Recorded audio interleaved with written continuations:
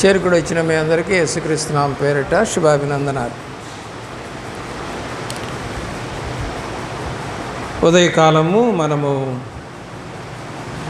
7 మాటల్లో 1వ మాటను గురించి మాట్లాడుకున్నాం. ఇప్పుడు 2వ మాట గురించి మాట్లాడుకున్నాం. లూకాసు వార్త 23వ అధ్యాయము 34వ వచనంలో, నేడు నీవు నాతో కూడా పరదైసులో ఉందువని నిశ్చయముగా నీతో చెప్పుచున్నాను. ప్రభు అయిన యేసుక్రీస్తు వారు మరణ వేదిక మీద ఉండి, సిలువలో ఉండి మాట్లాడుతున్నటువంటి 2వ మాట. మొదటి మాటకి మరియు ఈ 2వ మాటకి మధ్యలో మరి 2 గంటల వ్యవధి ఉంది. ఒకవేళ అది 9-9:30 అప్పుడు మాట్లాడితే ఇది 11-11:30 టైంలో మాట్లాడారు. సిలువ వేయబడినటువంటి 2 నేరస్తులు లో ఒకడు, ఇద్దరు ముందు దూషించారు. తర్వాత ఒకతనికి కుడివైపున ఉన్న వ్యక్తికి పశ్చాత్తాపం అనేది కలిగింది. ప్రభు అయిన యేసుక్రీస్తు వారిని ఆ 2 దొంగలకు కూడా నిందించినట్టుగా మార్క్స్ వార్త 15వ అధ్యాయము 22వ వచనములో మనకు కనబడుతుంది. మొదటి మాట మనందరికీ తెలిసిందే, తండ్రి వీరేమి చేయుచున్నారో వీరెరుగరు కనుక వీరిని క్షమించుము అంటూ మొదటి మాటను ప్రభువారు పలికారు. మనం ఇక్కడ కనుక గమనించినట్లయితే లూకాసు వార్త 23వ అధ్యాయము 39వ వచనములో, నీవు క్రీస్తువు అభిషేకించబడిన వాడవు కదా, నిన్ను నీవు రక్షించుకొనుము, మమ్మును కూడా రక్షించుము అని 2 దొంగలకు కూడా ప్రభువుని దూషించినట్టుగా వాక్యం కనపడతాం. చాలామంది మొదట్లో దేవుణ్ణి దూషిస్తారు. ఇక్కడ మనకు కూడా అదే అర్థమవుతుంది. 2 దొంగలు దూషించారు, కానీ ఒకడికి మారు మనసు లేదా మంచి మనసు, క్షమాపణ మనసు వచ్చింది.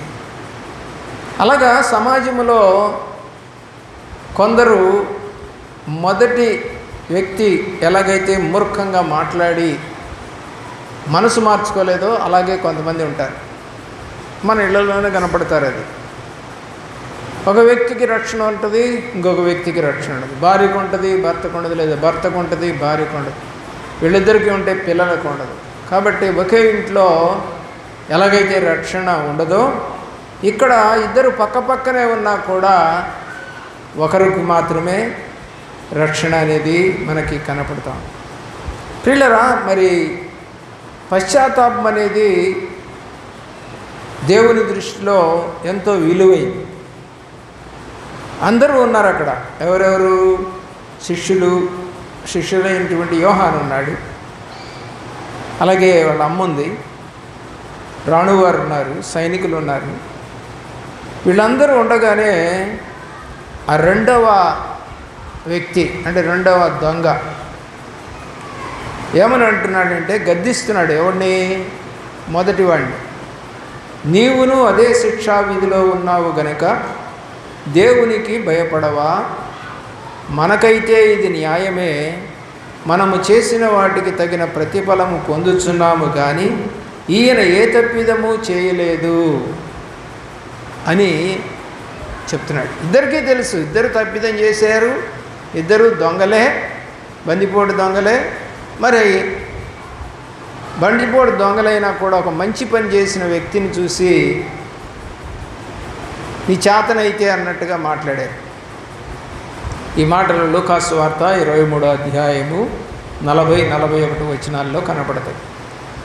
అంటే ఒక వ్యక్తికి ఆత్మ వచ్చింది. ప్రభు పక్కనే ఉన్నారు 2, కానీ ఒకడికి ఆత్మ వచ్చింది.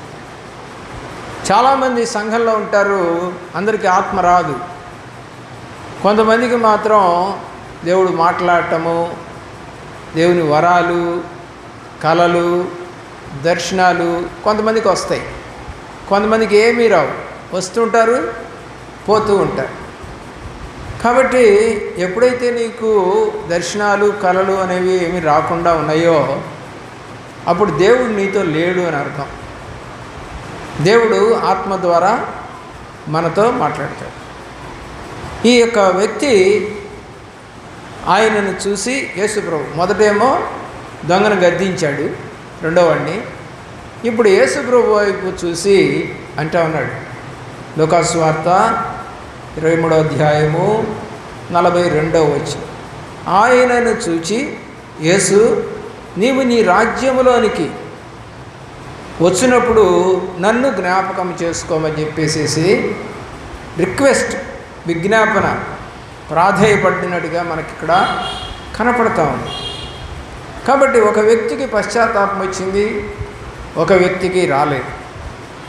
అలాగే మన గృహాల్లో, కుటుంబాల్లో, బంధువుల్లో, స్నేహితులలో, సంఘాల పక్కన కూడా కొంతమంది మాత్రమే దేవుడి దగ్గరకు వస్తారు, మిగతా వారు రారు.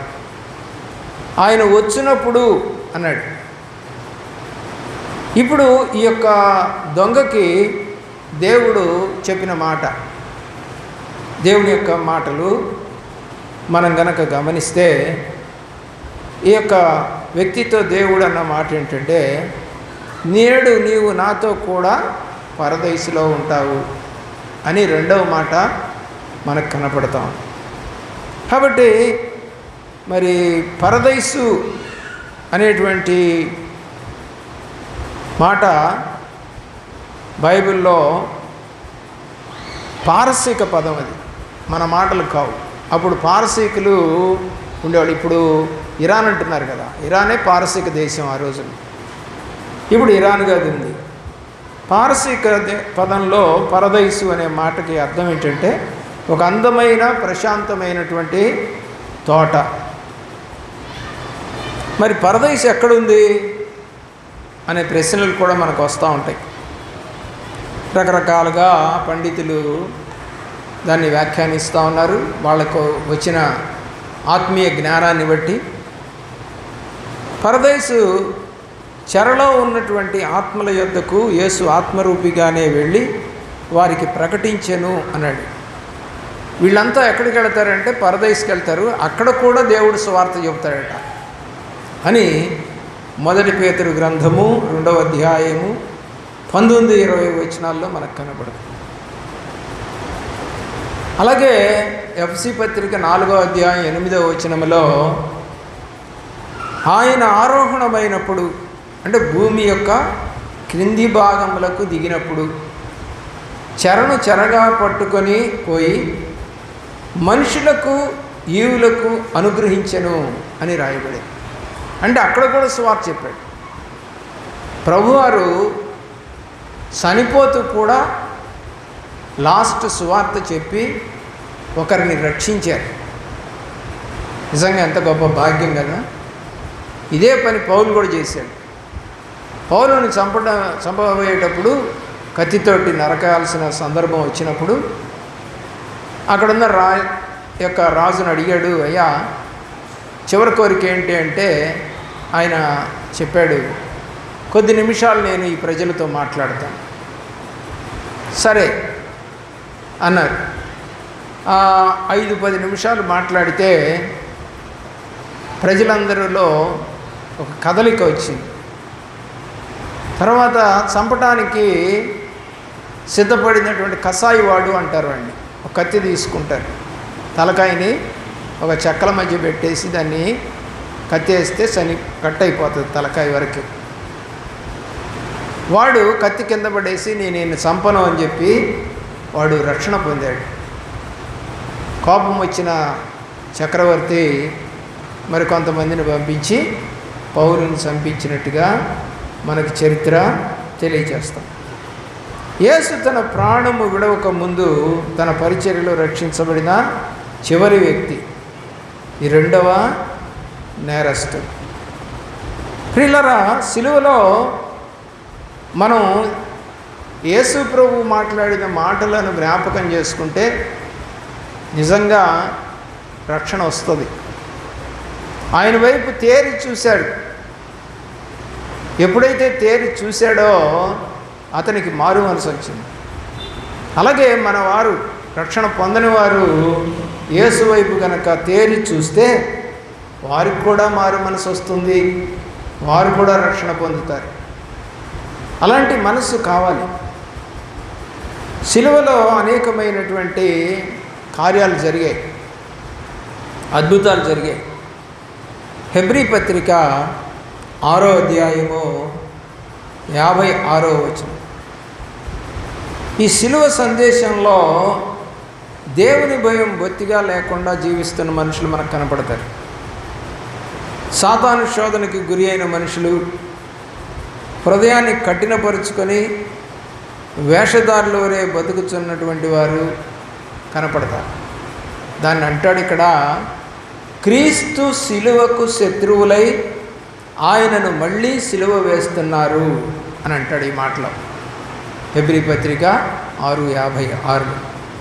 కాబట్టి క్షమించమని కోరాల్సిన మనుషులు గర్వంతో తిరగటం నేర్చుకున్నారు. రెండవ నేరస్తుని వలె కన్నీటితో ప్రార్థించి తమ ప్రవర్తనను మార్చుకుంటే దాన్ని మారు మనసు అంటారు. చివరి క్షణంలో మారాడు. దొంగతనం చేసేవాడికి ఎప్పుడు కూడా మంచి మాటలు వినటానికి ఇష్టపడదు. తాగుబోతులకు ఎన్ని చెప్పినా తాగితేనే బాగుందంటారు. తిరుగుబోతులు అంతే, డబ్బు వ్యామోహంలో పడిన వారు అంతే. దేవుని యొక్క ప్రేమలో దేవుడు వాక్యము సెలవిస్తూ ఉంది. ప్రకటన గ్రంథము 3వ అధ్యాయము 14వ వచనం నుండి గనక మనం చూస్తే, మరి ఈ యొక్క నేరస్తుడు కన్నీటితో ప్రార్థన చేశాడో లేదో తెలియదు, కానీ ప్రార్థన అంటే విజ్ఞాపన అయితే దేవుడికి చేశాడు. ఈ రోజున విజ్ఞాపన చేసేవాళ్ళు కావాలి, దేవుణ్ణి మహిమపరిచేటువంటి వాళ్ళు కావాలి. ప్రకటన గ్రంథము 3వ అధ్యాయము 14వ వచనం, లవోదికీలో ఉన్న సంఘము దూతకు ఇలాగున వ్రాయము, ఆమెన్ అనువాడును నమ్మకమైన సత్య సాక్షియు దేవుని దృష్టికి ఆదియునైనటువంటి వాడు చెప్పు సంగతులేవనగా, నీ క్రియలను నేను ఎరుగుదును, నీవు చల్లగానైనను వెచ్చగానైనను లేవు, నీవు చల్లగానైనను వెచ్చగానైనను ఉండిన మేలు, నీవు వెచ్చగానైనను చల్లగానైనను ఉండక నిలువెచ్చనగా ఉన్నావు గనుక నేను నిన్ను నా నోట నుండి ఉమ్మివేయని ఉద్దేశించుచున్నాను. నీవు దౌర్భాగ్యుడవు, దిక్కుమాలినవాడవు, దరిద్రుడవు, గుడ్డివాడవు, దిగంబరుడనై ఉన్నావు ఎరుగకనే ధనవంతుడను ధనవృద్ధి చేయుచున్నాను, నాకేమీ కొదవలేదని చెప్పుకొనుచున్నావు. నీవు ధనవృద్ధి చేసి కొనినట్లు అగ్నిలో పుటము వేయబడిన బంగారం నీ దిశములను సిగ్గు కనపడకుండానట్లు ధరించుకున్నటకు, తెల్లని వస్త్రములను నీకు దృష్టి కలిగినట్లు నీ కన్నులకు కాటుకను నా యొద్ద కొనుమని నీకు బుద్ధి చెప్పుచున్నా. నేను ప్రేమించు వారిని అందరినీ గద్దించి శిక్షించుచున్నాను కనుక నీవు ఆసక్తి కలిగి మారు మనసు పొందుము. కాబట్టి దేవుడు చెప్పేది ఏంటంటే, నీవు ఆసక్తితో మారు మనసు పొందడం నేర్చుకోవాలి.